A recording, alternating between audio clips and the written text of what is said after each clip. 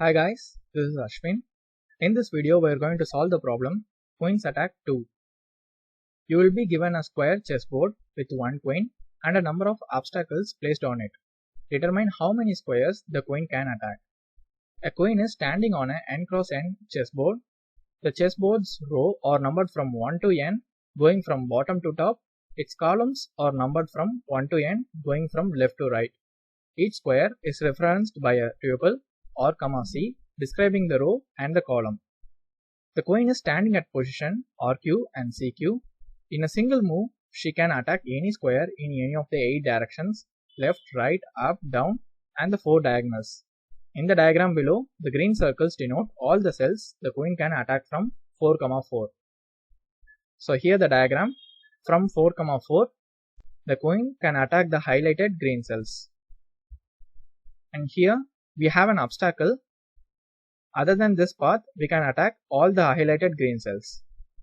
Let's see the constraints. Here n is 10 power 5 and k is also 10 power 5. The values are so huge, we need to have an optimized solution for that. Let's see some other examples. Here in the 4 cross 4 chessboard, the queen's position is 4, 4. The total number of cells it can attack is 9. Here the queen position is 4, 3. In this we can attack 10 cells. Okay, let's solve the problem. Initialize total equals 0. Create a dictionary for obstacles. This is a dictionary symbol. After that, iterate the elements in the obstacle array for I, j in obstacles. If I in obstacle that is already present in the dictionary means we just add obs of I and j equals 1. This is like a two-dimensional hash map or dictionary. 1 represents at this corresponding number we have an obstacle.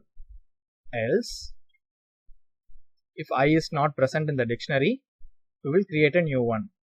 Obs of I equals dictionary of j colon I. Here I represents the row and j represents the column. Why we are going for a dictionary? Because we have a constraint up to 10 to the power of 5. If we have a matrix means it will consume lots of memory, so we will go for a dictionary for lower memory. After that, let's define a function called limit x, y. This function checks whether x and y index are within the range of n. So return true if 1 less than or equal to x less than or equal to n and 1 less than or equal to y less than or equal to n. Else false. Here the index are starting from 1 to n. That's why I am starting with 1 to n. If it satisfies the condition, it will return true or else it will return false. This is the one line if condition. You can use it for some other problems too. After that, let's define another function called check x, y, xi, yi. X and y represents the position of the queen. Xi and yi represents the increment of the cells. Now initialize count equals 0.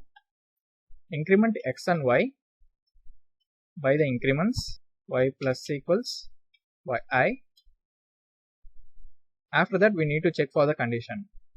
While limit of x, y and obs dot get x, dictionary dot get y, 0 equals 0. First, we are checking x and y are within the range limit. If it satisfies that, then we are checking the dictionary. First, we are getting x. If x is not present in the dictionary, it will return an empty dictionary. if X is present in the dictionary means it will return some value. After that, we are getting Y value. If Y is present, it will return some value, maybe 1. If Y is not present means it will return 0. The whole expression will return either 1 or 0. I am using get to avoid error because if we don't use get means it will throw an error if we access dictionary like this, obs of I and j. After that, increment the count by 1, increment X and Y.